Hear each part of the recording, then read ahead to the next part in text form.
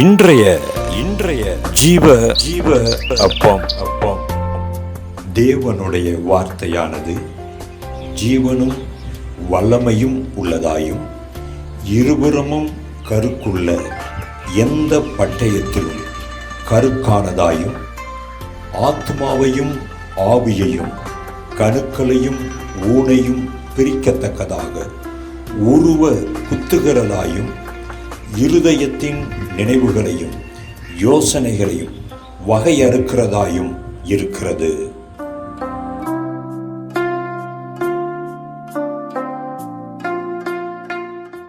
இந்த ஜீவ அப்பம் பகுதியை கேட்கிற ஒவ்வொருவரையும் கர்த்தராகிய இயேசு கிறிஸ்துவின் நாமத்தினாலே நாங்கள் வாழ்த்துகிறோம். இன்றைய நாளின் ஜீவ அப்பம் பகுதிக்காக நீதிமொழிகள் 24ஆம் அதிகாரம் 11ஆம் வசனத்தை எடுத்துக்கொள்ளலாம். இந்த வசனத்தில் மரணத்துக்கு ஒப்பிக்கப்பட்டவர்களையும் கொலையுண்ண போகிறவர்களையும் விடுவிக்க கூடுமானால் விடுவி. இதில் கொலையுண்ண போகிறவர்களையும் விடுவி அப்படின்னு சொன்னால் அது கர்த்தரிடத்திலிருந்து நமக்கு வருகிற கட்டளை. அது ஒரு பூரணமான ஒரு கட்டளையாக இருக்கும். ஆனால் இடைப்பட்ட ஒரு பகுதியில் விடுவிக்க கூடுமானால் அப்படின்னா இங்கே ஒரு கேள்வி இருக்குது. அது உன்னால் முடியுமா? அது உன்னால் செய்யக்கூடுமா? அதுக்கு உண்டான பலன் உன்னிடத்தில் இருக்கா? அப்படிங்கிறது தான் அதோட கேள்வி. ஏன் இன்றைக்கி நம்மளை சுற்றி இருக்கிற அநேக ஆத்துமாக்களுக்கு மத்தியில் அல்லது வளர்ந்து வருகிற கிறிஸ்தவ விசுவாசிகளில் அநேகர் தங்களுடைய வஞ்சிக்கப்படுகிற சூழ்நிலைகளுக்கு மத்தியில் அவங்க தடுமாறி நிற்கும்போது அவங்கள அதிலிருந்து விடுவிக்க கூடாமல் போகிற பகுதி ஏன் நம்மை போன்ற கிறிஸ்தவர்களுக்கு இருக்குது அப்படின்னு சொன்னால், அவரவர்கள் தங்களுடைய சொந்த வாழ்க்கையில் வருகிற உபத்திரவங்கள், பாடுகள், கஷ்டங்கள், வேதனைகள், எல்லா விதமான சூழ்நிலைகளிலும் தேவனை நோக்கி பார்த்து அந்த உபத்திரவம் கஷ்டங்களுக்கு மத்தியில் தேவனை முறுமுறுக்காமல் அவருக்கு நன்றி சொல்லத்தக்கதான பலன் நம்மளுக்கு இல்லை. என்னுடைய சொந்த வாழ்க்கையிலேயே கர்த்தருடைய நாமத்தை மகிமைப்படுத்தவும், என் வாழ்க்கையில் ஒரு துன்பமான நேரத்தில் அவருடைய நாமத்தை உயர்த்தி நன்றி சொல்ல முடியாததும் அந்த பலன் இல்லாததும் தான் இன்றைக்கி மரணத்துக்கு ஒப்புவிக்கப்பட்டவர்களையும் கொலையுண்ண பொருளையும் விடுவிக்க கூடாத நிலையில் நாம் இருக்கிறத அது சுட்டி காட்டுது. அந்த நீதிமொழிகள் 24 10ஆம் வசனம் இப்படி சொல்லுது, ஆபத்து காலத்தில் நீ சோர்ந்து போவாயானால் உன் பலன் குறுகினது.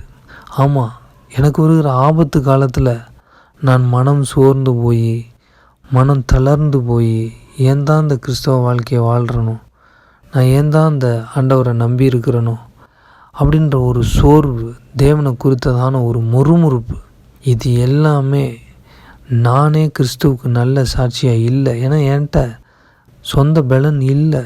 தேவனை அண்டி வாழ்கிற வாழ்க்கையின் மகத்துவம் புரியாதவனாக தான் நான் கிறிஸ்தவ வாழ்க்கையை வாழ்ந்து கொண்டிருக்கிறேன். இயேசு கிறிஸ்து கொல்கொதா பாடுகளுக்கு மத்தியில் அவர் போகும்போது அவ்வளவு நெருக்கங்களுக்கு மத்தியிலையும் அவர் எந்த ஒரு சூழ்நிலையிலையும் தன்னுடைய உள்ளான பிதாவின் ஐக்கியத்தில் அவர் வைத்திருந்த அந்த உன்னதமான சந்தோஷத்தை அவர் எங்கேயுமே இழக்கலை.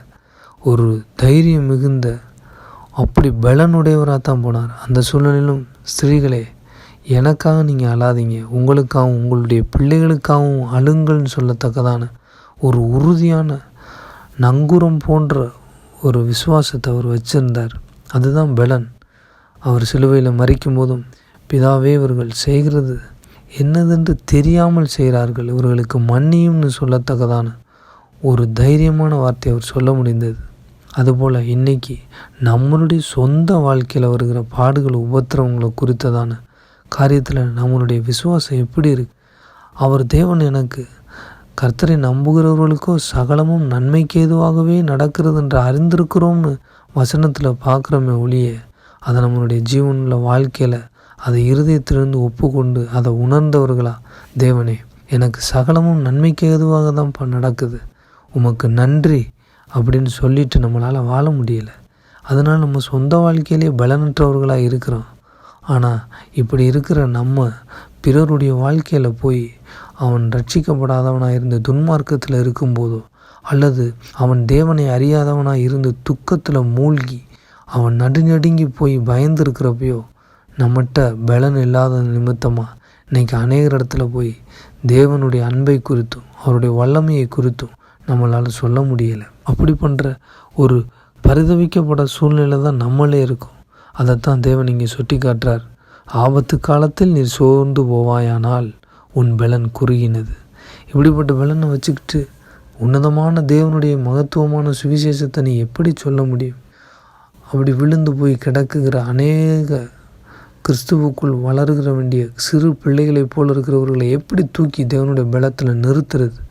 அப்படிப்பட்ட பலத்தில் அவங்கள நிறுத்தணும், அவர்களை விடுவிக்கணும். மரணத்துக்கு ஒப்புவிக்கப்பட்டிருக்கிறார்களே, கொலையுண்ண போகிறார்களே, இவர்களையெல்லாம் விடுவிக்கிறதுக்கு தேவ பலன் நம்மிடத்தில் இல்லையே அப்படின்னா நம்மளுடைய சொந்த வாழ்க்கையில் வருகிற பாடுகளுக்கு மத்தியில் தேவ சமூகத்தில் அமர்ந்து அவருடைய பலத்தினால் எல்லா சூழ்நிலைகளும் கர்த்தருக்குள் மனமகிழ்ச்சியாக இருக்கத்தக்கதான பலன் நம்மளை ஆளுகை செய்யும்போது பிறர் எந்த சூழ்நிலையில் இருந்தாலும் அவர்களை தூக்கிவிடக்கூடிய, அவர்களை பலப்படுத்தக்கூடிய உன்னதத்தின் பலன் நம்மளை ஆளுகை செய்யும். இந்த நாளிலும் இதை கேட்கிற ஒவ்வொருவருக்கும் கர்த்தர் அப்படிப்பட்ட பலனை தந்தருள்வாராக. ஆமேன்.